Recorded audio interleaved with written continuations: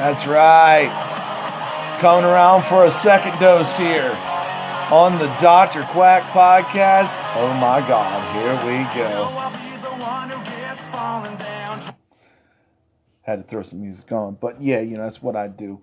So, this episode here is dedicated to a big event here that's happening this Sunday. WWE TLC. Going to be a great pay-per-view, I feel.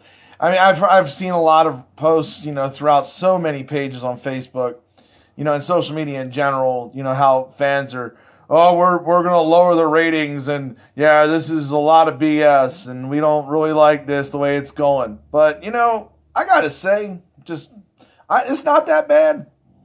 I'm actually pretty entertained. You've now got Baron Corbin as the elect general manager over there. Could be here this Sunday. We're going to find out about that. I'm going to talk about that. But, that show, and then you got SmackDown, of course, being ran by Paige. Both of them, they're doing pretty good. They're, I'm definitely catching them on the next day because I work way too late on both. So, I watch them, and, I'm actually pretty entertained. But here, let me run down the card, and I'm going to tell you my thoughts on these. We got, first, probably the opening match, I'm guessing. This will probably be Finn Balor versus Drew McIntyre. Now, that feud, if you've been following, it's been a pretty good feud. They've been going at it, for several months here. Finn Balor, the smaller cruiserweight guy, 195 pounds, but still fighting in the heavyweight division against some of these big guys and looking great. I expect that match to be a real classic, and I will take Drew McIntyre to win that match. And then you've got, another one. This is a feud that's been starting for the last week.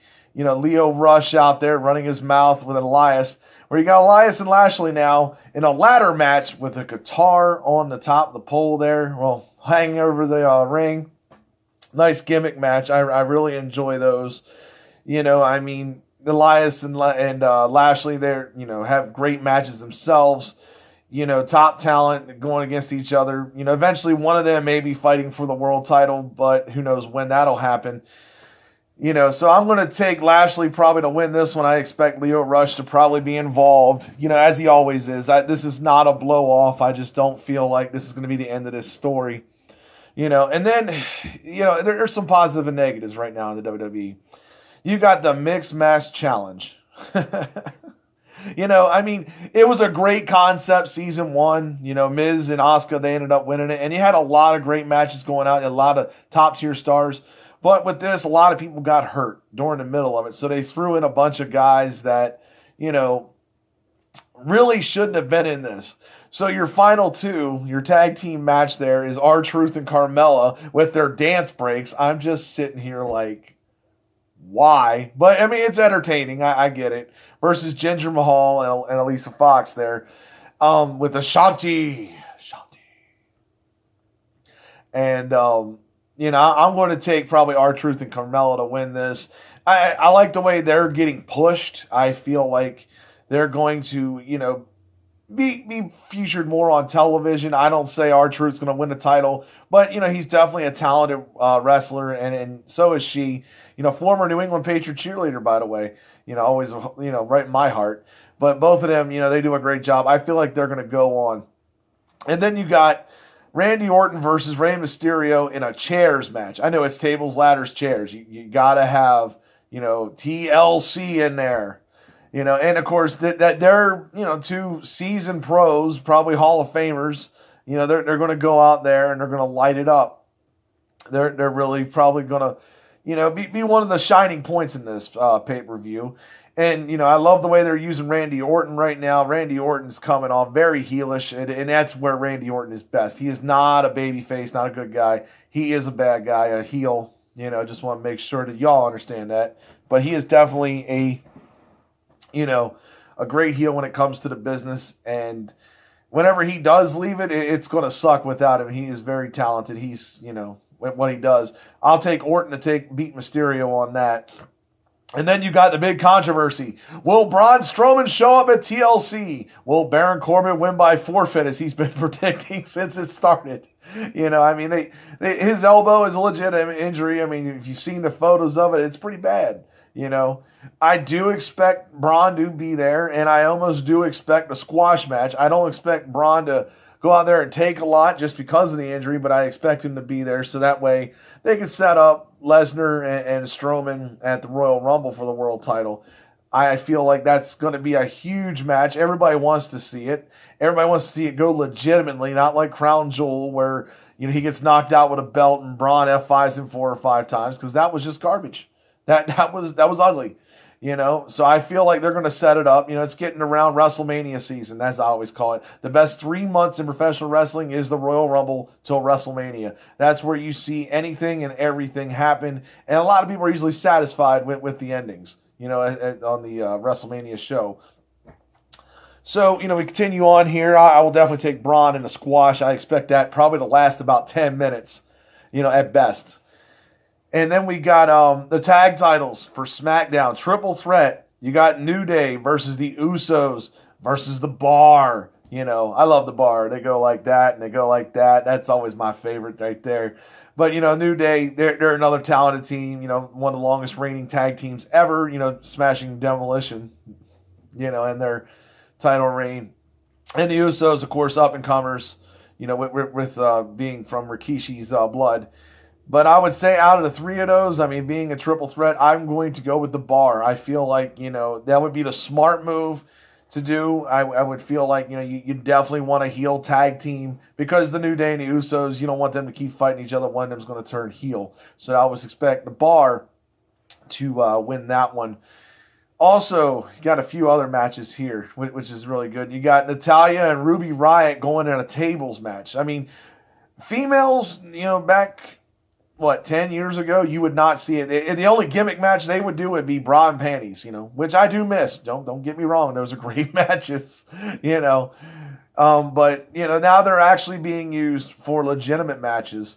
You're talking about Natalya, definitely, daughter of Jim the Anvil Neidhart, versus Ruby Riott being one of the top, up-and-comers in this business when it comes to female wrestlers. And I think Natalya will get her just desserts, because, the whole time Ruby Riott has been, just dismantling her the last few weeks. I got a feeling that, Natalya will get her comeuppance there. Of course, I expect the Riott Squad to jump in, but I would expect, Natalya to win that one. And got a couple more women matches here, which I want to get into. We have the women's title. We have Nia Jax versus Ronda Rousey. Should be really good there. Of course, Ronda Rousey, need I say more? Strikeforce champion, UFC champion, current WWE champion, versus Nia Jax, which some of the fans are not happy with after breaking Becky Lynch's face there, calling her the face breaker. Good God, man. Talent Creations, what are you guys doing? But, it'll be, of course, probably a pretty classic match. I feel like Ronda has gotten better through the last 6 months, definitely. I wouldn't say her matches are 5-star, but they're worth watching. And I would expect her to retain her title on just the simple fact that they want to push her all the way up till WrestleMania, I'm sure. She may drop it there, but I don't see her dropping it beforehand. Not against anybody. I'm sure they're trying to set up that match where they're going to have Ronda versus Becky, at WrestleMania. I would personally like to see Ronda versus Asuka, because that's one of my favorites, to see her work, another MMA fighter, striker. That would just be, awesome to see. And we got the women's TLC match. You don't ever see this. This is actually a first for the WWE. We have Asuka versus Charlotte Flair versus Becky Lynch. A triple threat TLC. That is where it really is. And in case you don't know what a TLC match is, that would be tables, ladders, and chairs. And that would be where you have to actually go up a ladder and you have to climb and you have to retrieve either, in this case, the women's title or whatever's in the match. But, TLC right there. I would love to see Asuka win this. I would really love to see Asuka win this. I would be okay if Becky Lynch won it. But, Charlotte Flair, what does she need the belt for? What does she need the belt for? That's my question here. She's already daughter of Ric Flair. good God. I mean, you've already got it made in this business. It's shocking, that it would keep the belt on her. But, of course, then you go back to Brock Lesnar being champion. So what else is new? But if it's me, if it's what I would want, I would say Asuka wins this. But I really think Becky Lynch will probably win it. I mean, she's a deserving champion as well. I can't ever say either one. She is the man. I love the way she does that. And, that's going to be a hell of a match. Probably towards your semi-main, I would imagine. And you got the final two that I have here. You have the Intercontinental title match. And of course, this is where it all broke down for a lot of people. Roman Reigns had leukemia. A lot of people were very sad. And the Shield split that night. Ambrose delivering the double arm DDT to Rollins. And wondering why. It doesn't matter why now, because this Sunday it's going to be a big match between those two. I would suspect that Rollins will probably end up keeping his title. I would really think that would be something that, should happen. I wouldn't be mad if Ambrose won it. I'd be okay either way. It just all depends on how they're wanting to do the storyline forward, but I would expect Rollins to probably hold that belt, And then you've got the WWE Championship. Notice I didn't say the Universal title was defended because Brock said, screw you guys, I'll defend this in the Royal Rumble. That's where I'll defend it at, right at the Royal Rumble. But the WWE Champion, AJ Styles, going up against, the WWE Champion there, Daniel Bryan, and that happened right before the Survivor Series pay-per-view. Daniel Bryan ended up beating AJ Styles, and now he gets his return match. Those two, they're going to burn the house down. It's going to be one of those barn burners. They know how to work, and they both know how to do it well. Two fan favorites. They're trying to make Daniel Bryan a heel, and some people are going with it, which I love because, when fans actually get into it, it makes it a great thing. If they're not into it, then they start complaining, and nobody wants to hear that, But I will say Daniel Bryan somehow, some way, probably cheating some way, going over as a heel, he will win. He will keep his title, and he will retain it.